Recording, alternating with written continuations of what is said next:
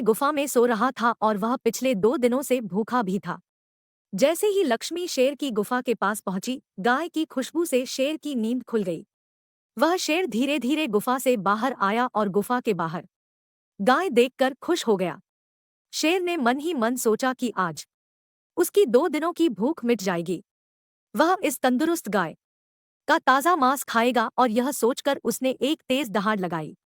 लक्ष्मी शेर की दहाड़ सुनकर डर जाती है। जब वह अपने आसपास देखती है तो वहां दूर दूर तक उसको कोई भी दूसरी गाय नहीं दिखी। जब वह हिम्मत करके पीछे मुड़ी तो उसे सामने शेर खड़ा हुआ दिखाई दिया। उस शेर ने लक्ष्मी को देखकर फिर से दहाड़ लगाई और लक्ष्मी से कहा, मुझे 2 दिनों से कोई शिकार नहीं मिल रहा था, मैं भूखा था। शायद इसलिए भगवान ने मेरा पेट भरने के लिए तुझे यहाँ पर भेजा है। आज मैं तुझे खाकर अपनी भूख मिटा लूंगा। शेर की बात सुनकर लक्ष्मी डर जाती है। वह रोते हुए शेर से कहती है, मुझे जाने दो, मुझे मत खाओ। मेरा एक छोटा बच्चा है जो अभी सिर्फ मेरा ही दूध पीता है और उसे घास खाना अभी तक नहीं आया है। लक्ष्मी की बात सुनकर शेर हंसते हुए कहता है, तो क्या मैं अपने हाथ में आए शिकार को ऐसे ही जाने दूं?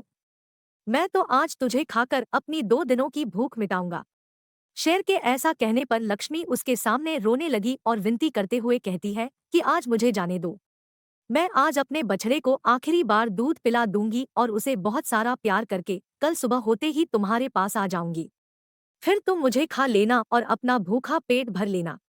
शेर लक्ष्मी की यह बात मान जाता है और धमकी देते हुए कहता है कि अगर कल तू नहीं आई तो मैं तेरे गांव आऊंगा, फिर तुझे और तेरे बेटे दोनों को खा जाऊंगा। लक्ष्मी शेर की यह बात सुनकर खुश हो जाती है और शेर को अपना वचन देकर गांव वापस चली जाती है। वहां से वह सीधे अपने बछड़े के पास जाती है, उसे दूध पिलाती है और बहुत सारा प्यार करती है। फिर बछड़े को शेर के साथ हुई सारी घटना बताती है और कहती है कि उसे अब अपना ख्याल खुद ही रखना होगा। वह कल सुबह होते ही अपना वचन पूरा करने के लिए शेर के पास चली जाएगी। अपनी माँ की बातें सुनकर बछड़ा रोने लगता है। दूसरे दिन सुबह होते ही लक्ष्मी जंगल की तरफ निकल जाती है और शेर की गुफा के सामने पहुंचकर शेर से कहती है, अपने वचन के अनुसार मैं तुम्हारे पास आ गई हूँ, अब तुम मुझे खा सकते हो। गाय की आवाज सुनकर शेर अपनी गुफा से बाहर निकलकर आता है और भगवान के अवतार में प्रकट होते हैं। वह लक्ष्मी से कहते हैं, मैं तो बस तुम्हारी परीक्षा ले रहा था। तुम अपने वचन की पक्की हो, मैं इससे बहुत प्रसन्न हुआ।